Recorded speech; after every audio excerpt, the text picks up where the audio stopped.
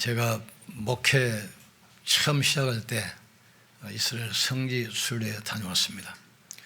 가는데 디베라 바닷가 갈릴리 호수 근처 들판입니다. 그 자리가 예수님께서 오늘 본문에 나왔던 예수님이 가시는 곳마다 병든 자를 고치고 귀신을 쫓아내 주시고 많은 표적과 증거가 따르니까 수많은 무리가 인산인해처럼 밀려들어요. 그 들판에서 천국 복음을 전파하시는데 시간이 지나서 밤이 돼서 어두움어두움할 때가 됐어요. 그러니까 말씀 듣느라고 하루 종일 굶었기 때문에 제자들이 이 사람들을 마을로 보내서 떡을 사 먹고 오게 하면 어떻습니까? 그러니 예수님께서 갈 것 없다, 너희가 줘라. 여기는 빈들이고 떡 살 데도 없는데 어디서 떡을 구해서 먹일 수 있겠습니까? 그런데 빌립은 안 된다고 그랬는데 안드레가 어린아이가 가지고 온 도시락을 가지고 예수님께 왔어요. 물고기 2마리와 보리떡 5덩어리. 이거 조그마한 건데 이걸로 하실 수 있겠습니까? 이때 예수님께서 한 50명씩 무리지어서 군데군데 앉게 하고 떡과 물꿀 가지고 축복 기도하신 겁니다. 그리고 나서 나눠 주어라.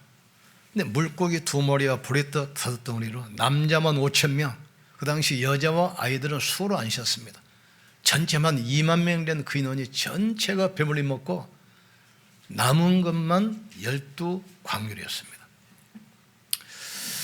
그런데 예수님의 능력, 말씀 사라지고 그 자리는 관광객들만 가득 찬 현장이에요. 그 현장 갔더니 관광객들을 위하고 사진 찍기 위해서 포토존 만들었죠.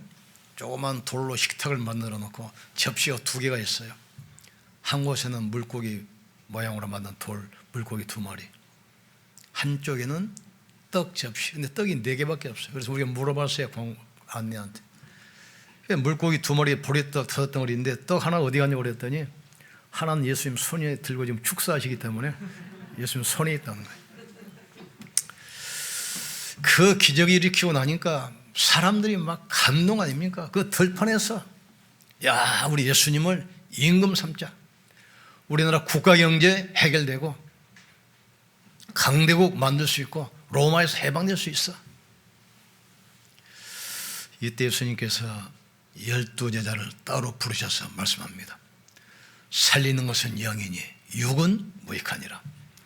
너희 조상들이 광야에서 모세가 준 만나를 먹고도 죽었거니와 내가 주는 떡은 영원히 죽지 아니하는 생명의 떡이라고 했어요.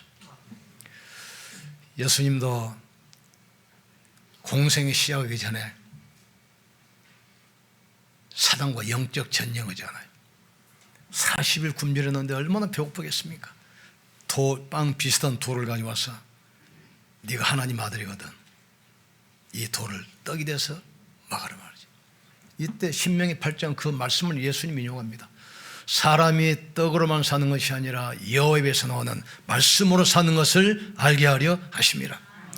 너희가 먹고도 죽을 그 떡을 위해서 일하지 말고 생명의 떡, 영생하도록 살아있는 그 떡을 위해서 일하라고 그랬어요.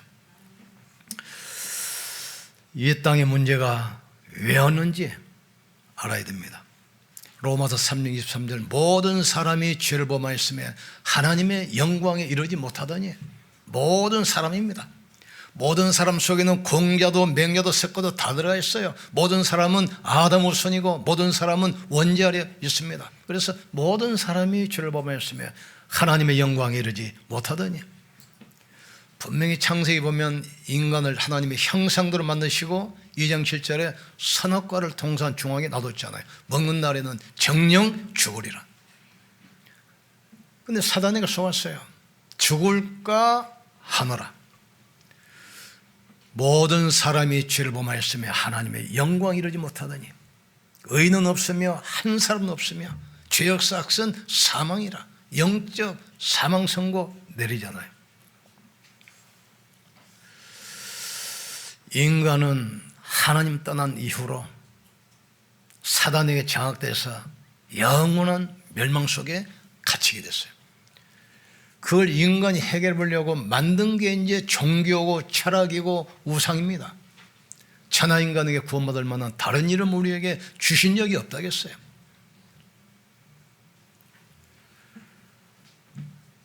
아담이 하나님 떠나자 운명에 갇혀버리잖아요. 사단에 장악돼버려 안 되잖아요. 그래서 하나님께서는 처음부터 구원의 길을 준비하셨어요. 아담이 하나님 떠나 두려워서 나무숲에 숨었잖아요. 이때 하나님이 찾아오셔서 짐승을 잡아서 피가 흐르는 그 가죽으로 아담에게 옷을 입히고 죄의 수치를 가려주신 겁니다. 이스라엘이 노예가 돼서 애굽에서 400년 동안 참에 고통받잖아요. 그 나오는 길을 알려주셨어요. 문설주에 양의 피를 발라라. 피 바를 때 바로가 손들었어요. 바로는 사단을 상징합니다. 애굽은 세상을 말합니다. 노예는 바로 저주란 말이죠. 그리스도 예수 안에 있는 생명의 성령의 법이 죄와 사망에서 너를 해방했습니다. 나는 길이요 진리요 생명이니 나로 말미암지 않고는 아버지께 올 자가 없느니라. 하나님께서는 인간이 죄짓고 저주 속에 멸망 속에 빠질 때마다 바로 구원의 길을 주셨어요. 그 길이 뭡니까? 레위기 17장 11절에 잘 나옵니다. 육체의 생명은 피에 있음이라. 피가 죄를 속하느니라. 짐승이 피를 흘려야 돼요. 그 피를 보시고 하나님께서 인간을 용서하시는 거란 말이에요. 세상을 정복하고 다스리는 방법도 바로 그것입니다. 아브라함이 재산 조카에게 다 뺏겨버리고 벌판에 혼자 있잖아요. 이때 아브라함이 제일 먼저 한 게 있습니다. 양을 잡아서 짐승 피를 가지고 단을 쌌어요.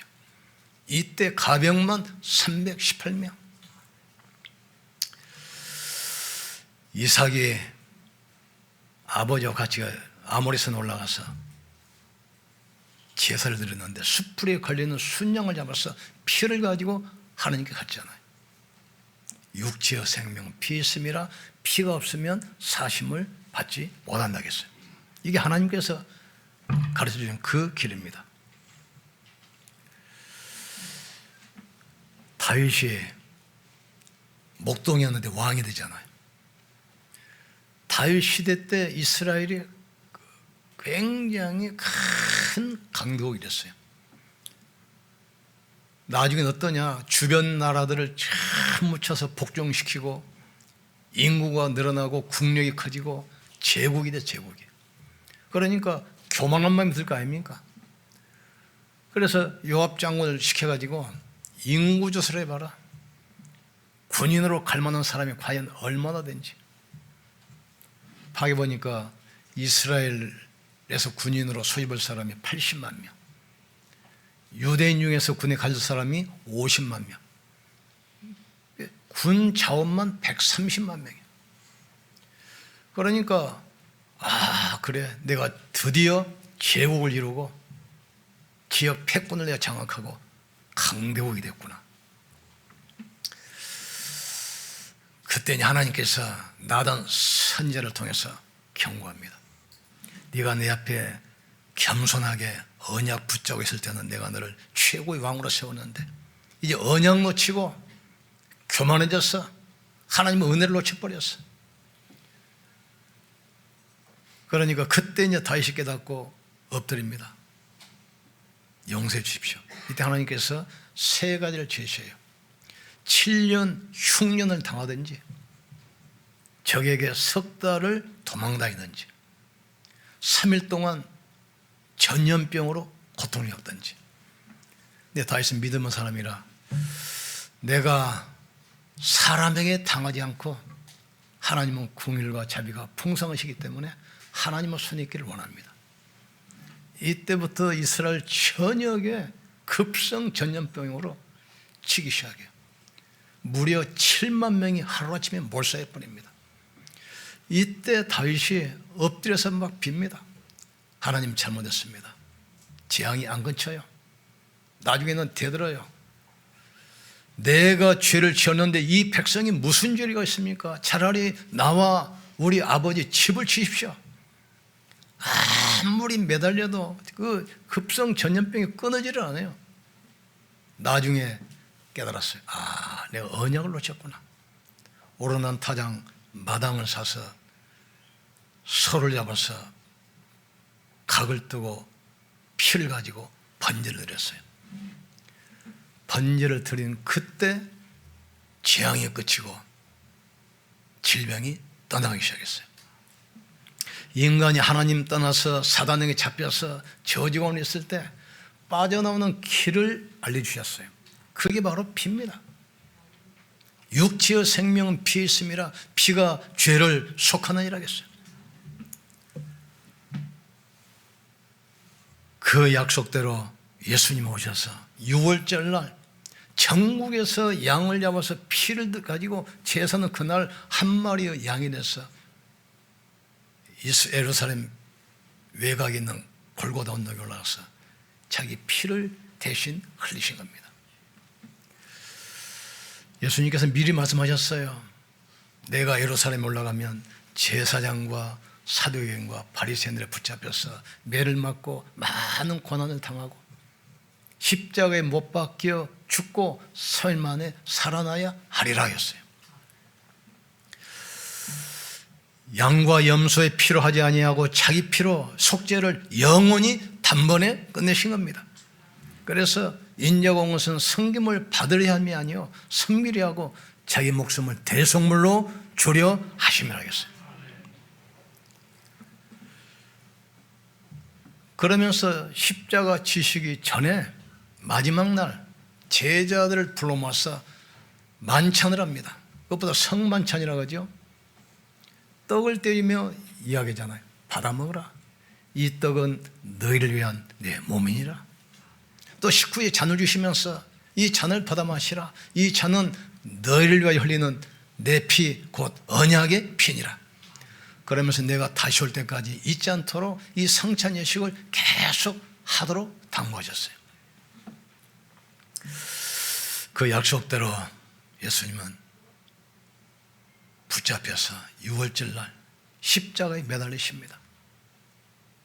양손과 양발에 못이 박히시고 옆구리에 창이 찔리셔서 온 몸에 있는 피를 다 쏟으십니다. 머리에는 이 가시관 쓰시고 누굴 위해서요? 우리를 위해서. 예수님은 바로 그리스도입니다. 창조주 하나님이십니다. 그런데 이 방법밖에 없기 때문에 분명히 보세요. 선악을 알게 한 나무 열매를 먹는 날에는 정령 죽으리라 하겠어요. 그 하나님의 법인데 피해갈 수 없어요. 그러니까 누군가를 대속해 주셔야 돼. 그런데 인간은 죄인이기 때문에 죄 아래 있는 인간은 안 돼요. 죄 없는 분이 오셔야 돼요. 그래서 대속해서 죽으셔야 돼요.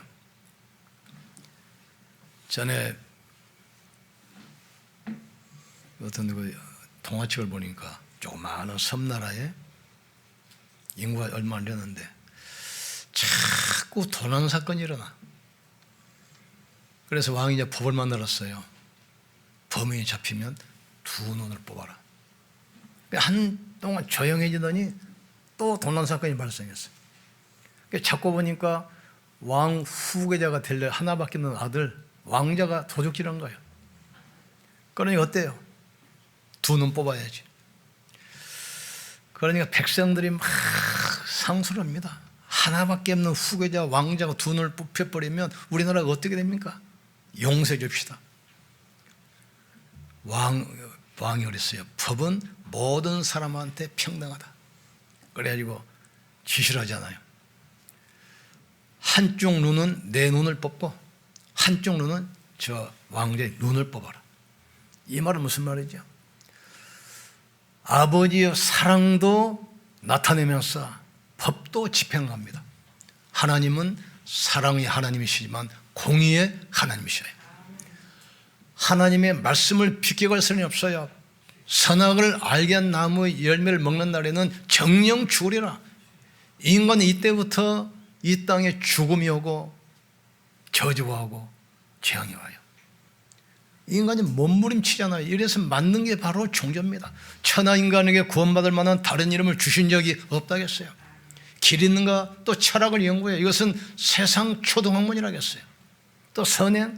선행은 바람에 날아가는 이파리처럼 더러운 거라겠어요.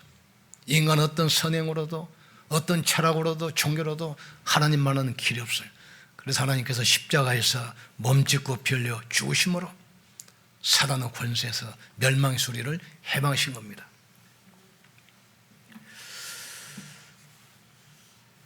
예수님께서 그리스도의 증거로 부활하셨습니다. 초대교회가 붙잡은 언약이 바로 부활입니다. 구원자의 조건이 있습니다. 인간은 안 되기 때문에 여자의 후손으로 오셔야 돼요. 그리고 죄 없는 분이 죄를 위해서 대신 죽으셔야 돼요. 대속적 죽음. 그분이 그리스도라는 결정적 증거로 부활하셔야 돼요. 이 조건을 충족시킨 분이 인류 역사상 딱 한 분 있습니다. 그분이 바로 그리스도입니다. 예수란 이름은 그 당시 흔했습니다. 우리나라 영희, 철수, 순자 이름 흔하잖아요. 예수란 이름이 흔한 거예요. 예수를 보내는 게 아니고 그리스도를 보내겠다 약속했어요. 그런데 나사렛 사는 목사들이 보니까 동정녀 마리아에서 태어나시고 십자가에 죽으시고 3일 만에 부활하시거든요. 그래서 나사렛 동네 사는 이 목사들, 이 예수가 바로 그리스도구나 이렇게 된 거예요.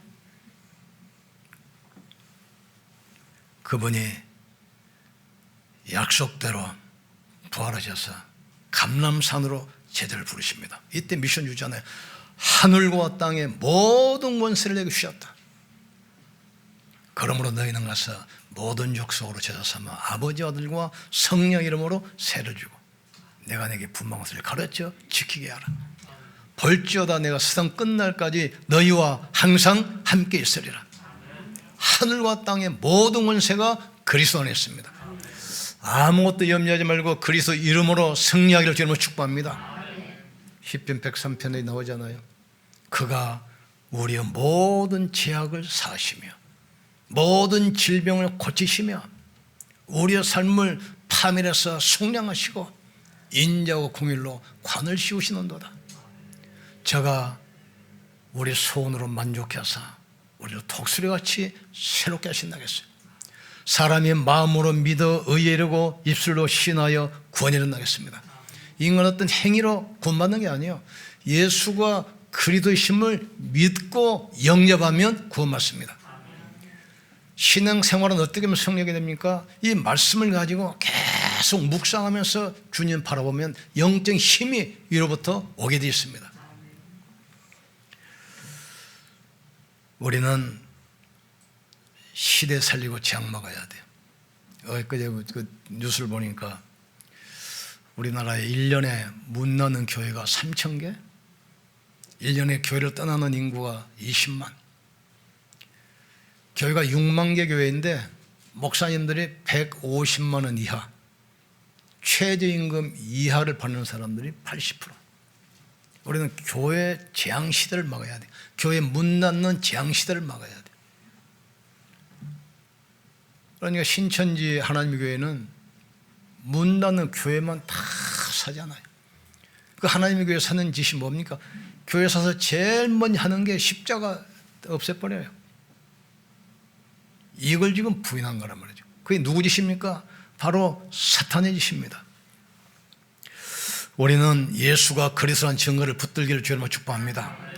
여자의 후손이 뱀의 머리를 상하게 할 것이요 내가 너를 여자와 원수가 되게 하고 네 후손도 여자 후손과 원수가 되게 하리니 너는 그의 발꿈치를 물 것이요 그는 너의 머리를 상하게 할 것이라. 십자가에서 사단의 권세는 이미 꺾여버린 겁니다. 하나님의 자녀를 절대로 멸망시킬 수 없습니다. 자꾸 속기만 하면 돼요. 그 방법이 말씀 붙들고 예배 성공하는 것입니다.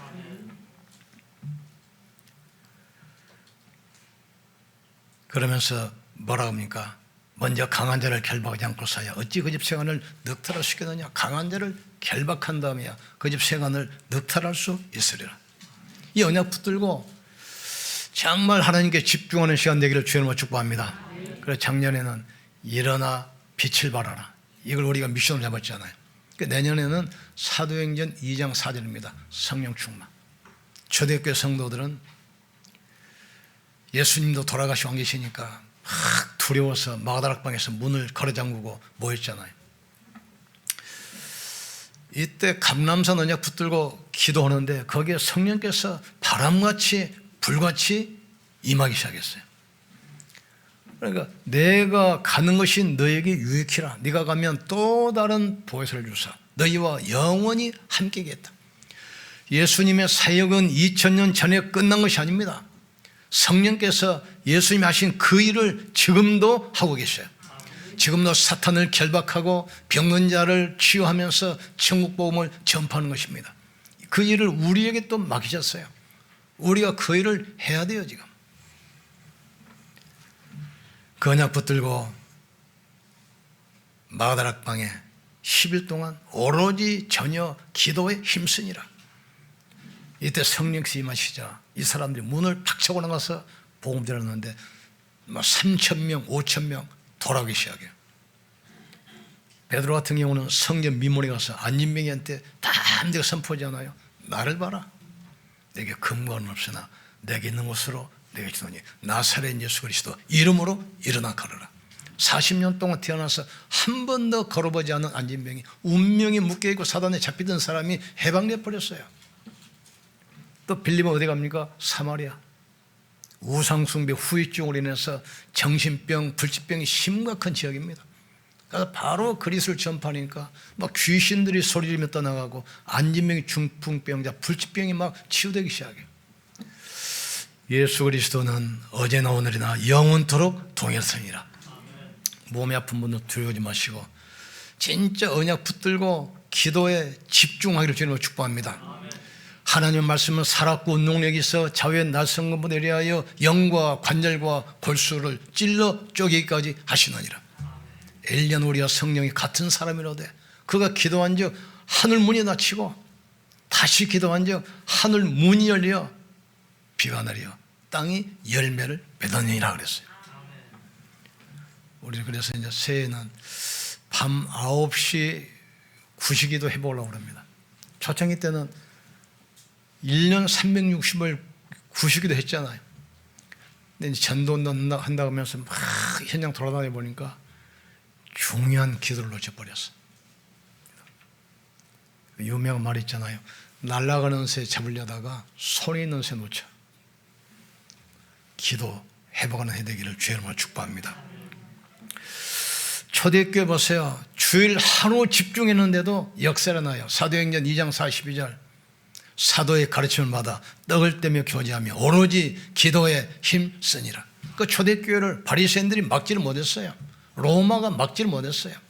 근데 이 사람들은 날마다 집에서 날마다 성전에서 예수는 그리스도라 가르치기와 전도하기를 쉬지 아니하니라 했어요. 하나님은 전도 때문에 빛의 경제 예배된 줄 믿습니다. 정말 집중이 돼서 여러분 자신이 힘을 얻어야 돼요. 영력, 지력, 체력, 경제, 인력을 우리에게 만배나 더하여 주시옵소서. 여러분 산업의 빛의 경제 임하기를 주님으로 축복합니다. 지금 금토일 시대가 왔습니다. 교회 문 닫는 재앙 시대 왔어요. 언제든지 봤어요. 그래서 이 하나님께서 성전을 세우고 제사장을 세웠습니다. 제사장 하는 게 뭐 다른 게 없습니다. 양을 잡아서 아침 저녁으로 피를 가지고 하나님께 나가는 거란 말이죠. 그래서 등불을 끄지 말라겠어요. 교회 등불이 꺼지면 세상이 영적으로 어두워져요. 계속해서 재앙 저주가 쏟아지기 시작합니다. 우리는 교회 재앙 시대 재앙을 막아야 돼요. 한 사람만 기도해도 그 시대는 살아나게 되어 있습니다. 모세 한 명이 복음 깨달으니까 민족이 해방되잖아요. 바울 한 명이 언약 붙들었는데 시대의 역사 흐름이 바뀌어버려요. 우리는 이방인의 뜰, 기도의 뜰, 아이들의 뜰, 삶뜰을 회복할 성전을 세우고 우리 후대에게 발판을 깔아주고 가야 돼요. 우리 이 땅에 온 이유가 뭡니까? 복음 누리고 복음 누려야 돼요. 지금 랩런트들은 청소년들 의외로 여러분이 상상하는 것보다 100배는 더 심각합니다. 앞으로는 다 무너진 시대가 와요. 교회가 복음을 쳐버렸어요. 오직 그리스도면은 이단이라고 합니다. 그러니까 그 소리 듣기 싫어서 오직 그리스도 이야기 안 해요. 전에 저쪽 교회 있을 때 어떤 성도가 예배 끝나고는 목사님, 왜? 오늘 목사님 그리스도 이야기 10번 했습니다. 어떨 때는 목사님 그리스도 오늘은 13번 했습니다. 목사님 그런데 오늘은 왜 2번밖에 안 합니까? 이거 센 사람이 또 있더라고요. 센 사람. 어떤 분이 또 우리 제자가 그 인터넷 들어가는가 봐. 시흥 안디옥 교회 목사는 이단이라는 거예요. 이단이 이유 그리스도만 말하니까 이단이라. 그건 해야지요.